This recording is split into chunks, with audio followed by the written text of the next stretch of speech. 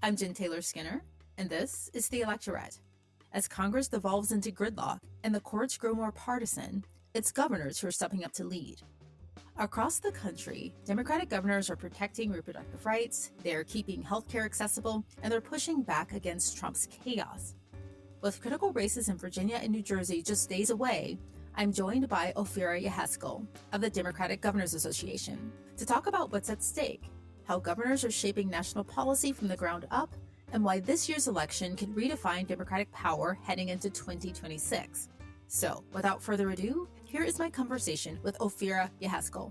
Ofirah Yheskel, thank you so much for joining me. Thanks for having me. So we're just a few days away from a really important election, and two of those races are gubernatorial races. But I want to get into those races specifically, but I want to talk to you first about the role that governors are playing generally in the country, because we're at a time where the three branches of government are not functioning as they were intended. And I think that sometimes people forget that governors are a part of the executive branch for the state, essentially, but they have a lot of power. But did you ever think that you'd see a time where governors, Democratic governors, were having to step in to protect Americans from the executive branch? I mean, no, to be blunt, no, but I think it's just going to show that right now, more than ever, people are understanding how important who your governor is and why electing Democratic governors is so critical. They are really, we like to say, a backstop against a lot of the chaos and dysfunction that we're seeing come out of Washington right now. And I think the government shutdown is a great example of that. Democrats are really fighting to make sure that your healthcare premiums don't spike. But caught in the middle of that are governors in these states who are going to grapple with things like the fact that SNAP benefits are not going to go out in November if this continues to go on. And so I know a number of them are taking action on that. But also, they've been the ones to raise their voices against a lot of the action that Republicans in Congress are taking that are hurting people in their states, whether it is gutting Medicaid through the one big ugly bill that they just passed. That's going to hurt not just Democratic governors, it's going to hurt Republican governors too and people in their states. The fact that they're pushing these tax cuts that are going to benefit the rich at the expense of working people in this country.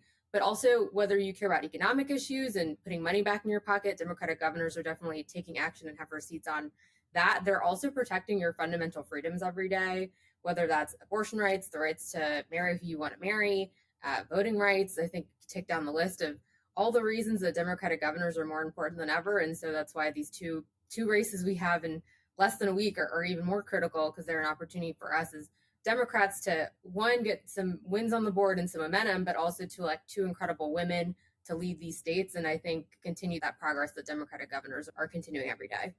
So those two races, New Jersey and Virginia. So let's start with Virginia, because Abigail Spanberger is running against, I know we've talked about this before, Winsome Earl Sears in Virginia, right? So what's at stake for Virginians in that race?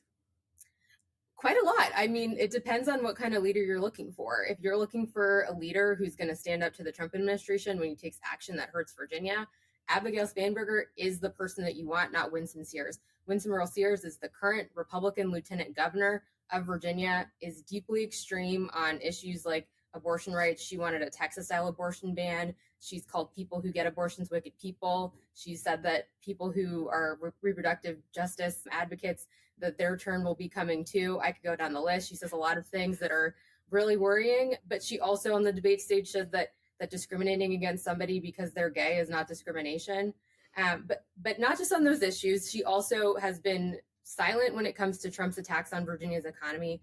As we both know, a lot of people who work federal jobs live in Virginia and call Virginia home. They have been deeply impacted by these DOGE layoffs that Trump and Elon Musk have taken on, and it has hurt Virginia's economy. And Winsome Sears won't say a word. And when she does say something, she's mocking people who've lost their jobs, says it happens every day, that she wants to talk about real issues, that it's not a big deal. And the same on these Medicaid cuts that I mentioned earlier that are coming down through the big ugly bill. Hundreds of thousands of Virginians count on Medicaid for their health care. She says there's some good things about the big ugly bill.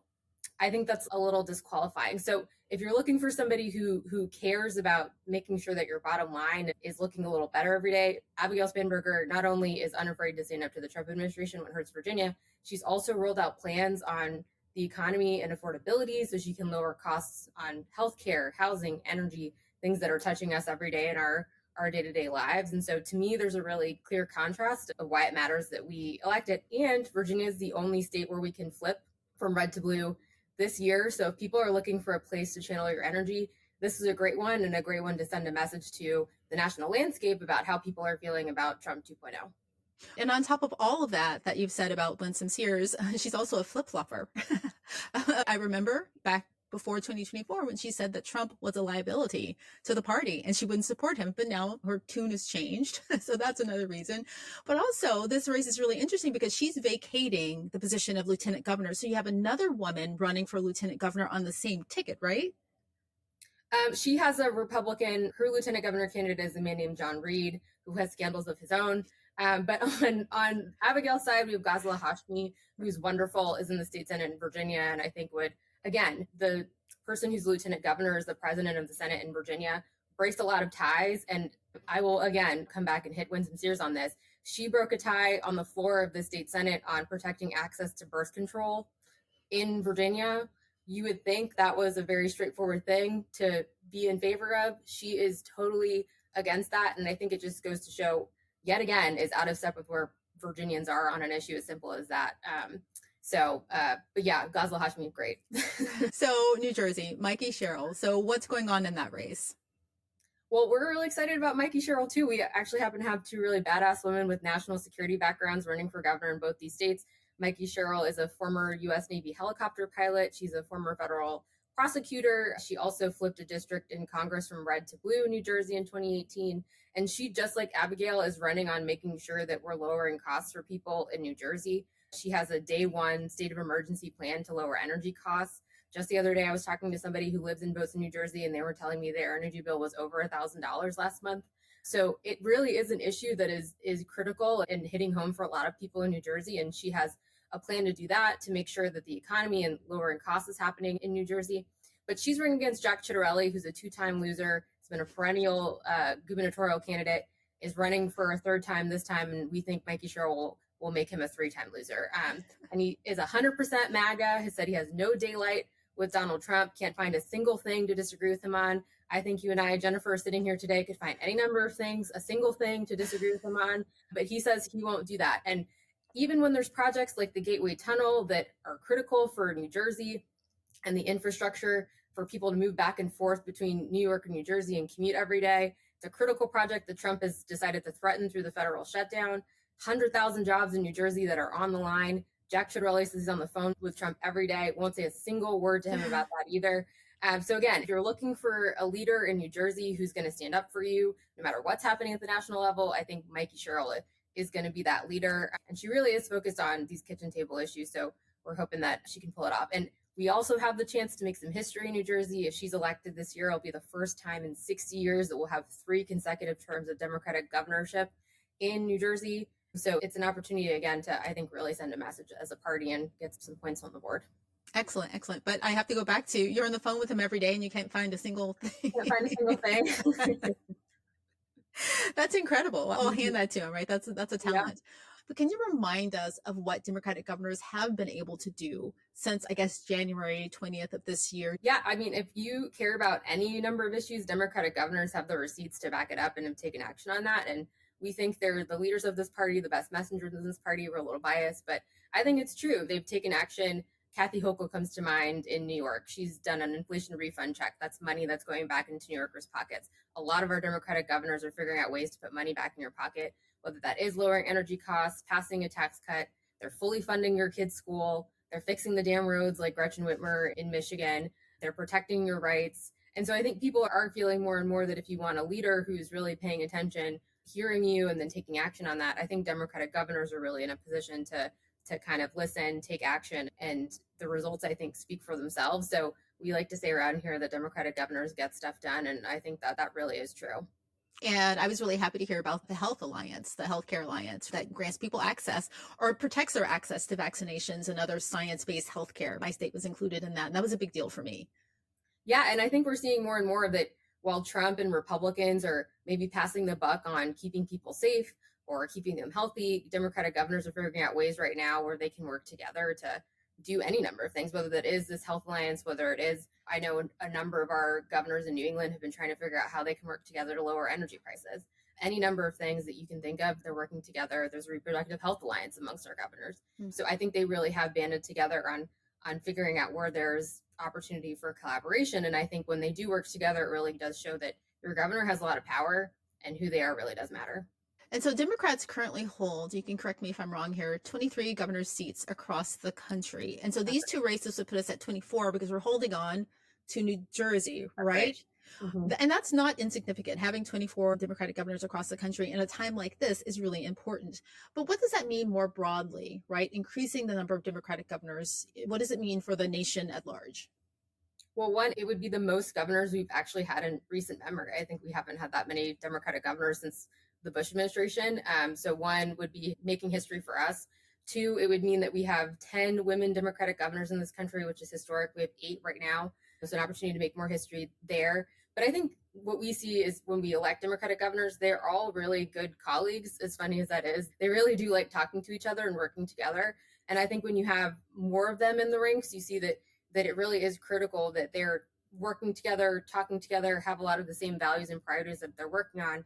And in contrast, we're seeing that Republican governors really are silent on a lot of these issues, are hesitant to stand up to the Trump administration, even if it means that people in their states are going to get hurt.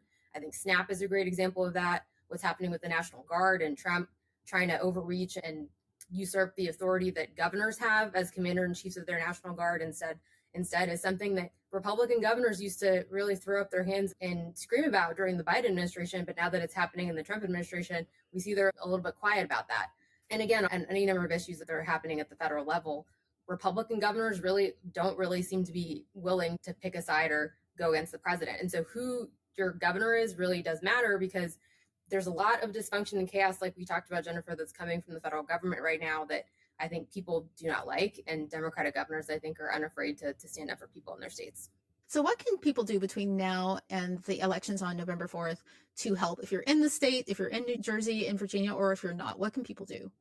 If you live in Virginia, New Jersey, please go vote. Make a plan to vote. Actually, the early vote has been really tremendous in both New Jersey and Virginia.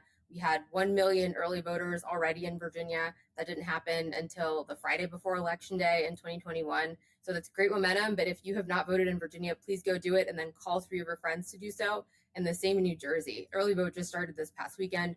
Want to make sure as many people get their voices heard and so we can elect these 2 incredible women as governors of their state. But also, if you are interested in these races beyond next week, we have 36 governor's races next year, which is really something to think about. And it is an opportunity for everyone in the country to channel their energy and make sure that we hold on to the places that we do have governors, but also to expand the map. We can go on offense in places like Georgia and Nevada, hold on to a lot of the places where we have governors already. 5 of the 7 presidential battlegrounds are led by Democratic governors in this country. Our chair right now is the governor of Kansas, which is red, and the vice chair is the governor of Kentucky, which is also considered pretty red. So we are really playing in places and winning in places that I think maybe don't always happen at the national level for our party. And I think we can continue to do that with support of everybody who's watching today. So if you're interested in getting involved with the DGA, you can text DemGovs to 30201. That's DemGovs to 30201. We'd love to welcome you and all your energy into the work that we're doing. Excellent. Well, Ofirah, thank you so much for talking to me today, and onward to next week. Thanks so much.